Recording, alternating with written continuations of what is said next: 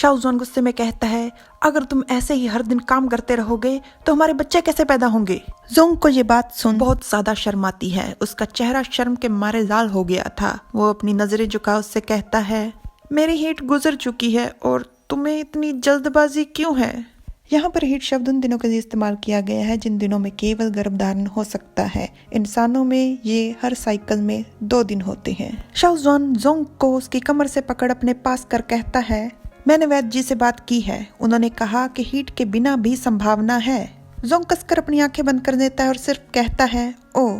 शाओजुआन Jong का चेहरा पकड़ ऊपर कर उसकी आंखों में देखते हुए कहता है, जोंग जियो, तुम्हारा मतलब क्या है? क्या अब तुम बच्चे नहीं चाहते? जोंग गुस्से से उसके हाथ को हटाते हुए कहता है, ऐसा नहीं है कि मैं बच्चे नहीं चाहता। तो शाओजुआन उससे पूछता है, तो फिर तुम क्या चाहते हो? अगर हम इस तरह से अलग अलग कमरों में रहेंगे तो बच्चा क्या कहीं से प्रकट हो जाएगा? जोंग बेबसी में अपना सर शाओजुआन के सीने पे रख देता है और मन में कहता है, बेवकूफ।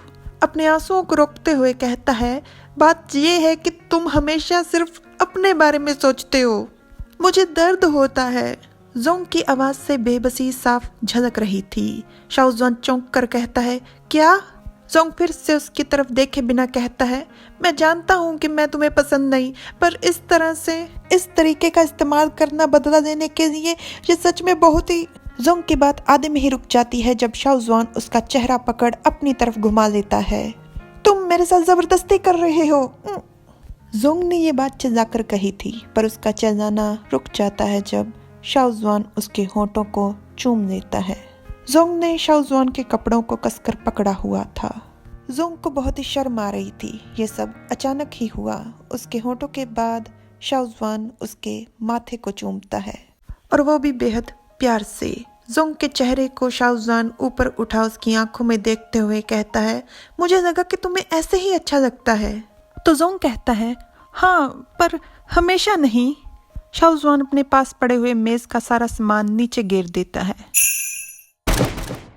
और जोंग को उस मेज पर बिठा उससे कहता है, कैसा रहेगा अगर इस बार मैं नरमाई से पेश आऊं? ठीक है। तो जोंग उससे पूछता है, सच में? तो शाओजुआन कहता है, सच में, मैं तुमसे वादा करता हूँ, जब तुम बोलोगे मैं तभी रुक जाऊंगा। जोंग कुछ भी नहीं बोलता। वो थोड़ी देर विचार करने के बाद कसकर शाओजुआन को गले लगा लेता है और उससे कहता है, जोंग ने शाओजुआन के कंधों को अपने हाथों से जकड़ा हुआ था। उसके बाद वो अपने पैरों से उसकी कमर को जकड़ देता है और शाओजुआन उसे अपनी गोद में उठा लेता है। देर रात के समय जोंग क्यूआर को गोद में उठाए मूनलिट पवेलियन पहुंच जाता है।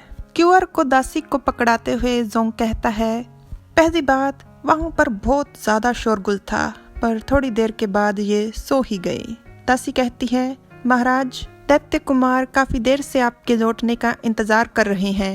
ये सुन जोंग के चेहरे पर एक शैतानी हंसी आ जाती है और कहता है, ओह, उसे अंदर भेजो। जोंग दूसरी तरफ मुंह कर बैठा हुआ था। शाओजुआन की तरफ नहीं देख रहा था। उसके सामने खड़ा हो शाओजुआन उससे कहता है, मैं आपसे माफी मांगने आया हूँ। जीजू को बस क्यूआर अच्छा लगता है, इसके अलावा और कोई बात नहीं। जोंग बिना उसकी तरफ देखे कहता है, तुम इतनी देर से यहाँ आए हो, क्या इसके पीछे का कारण तुम्हारा नया प्रिय है? जोंग शाओजुआन की तरफ देख उससे कहता है, मेरे पास गुस्सा होने के लिए कोई वजह है ही नहीं। अगर उसे बच्चे इतने ही अच्छे लगते हैं तो मैं इस विचार पर गौर कर सकता हूँ कि क्यूआर थोड़ी दिनों के लिए दैत्य लोक में रुक जाए। ये बात सुन शाओजुआन चौंक जाता है। वो कहता है, जोंग जियो, क्या तुम सच कह रहे हो? तुम मजाक तो नहीं कर रहे? जोंग बेहद गंभीर हो कहता है, बस मुझे एक चीज का वादा कर दो। शाओजुआन बेहद उत्साहित हो कहता है, हाँ, कुछ भी, जो तुम बोलो। जोंग बेहद दुखी और शर्मिंदा हो कहता है, क्यूआर इतना काबिल नहीं था और मेरे पास भी उस समय और कोई विकल्प नहीं था, तो मुझे जबरदस्ती उसकी आत्मिक शक्तियों को बांधना पड़ा। पर अब अगर तुम उन्हें खोलना चाहते हो तो तुम्हें अपनी आत्मा का एक हिस्सा देना होगा। ये बात सुन जैसे शाओजुआन के कदमों के नीचे से जमीन निकल गई थी। उसका चेहरा सफेद पड़ गया था। वो कहता है, आत्मा का हिस्सा, तो तुम्हारे यहाँ आने का असली मकसद ये है।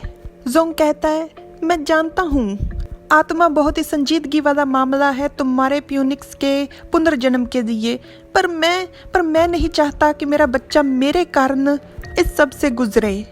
शाओजुआन, बदले में मैं तुमसे किसी भी चीज के लिए वादा करने को तैयार हूँ।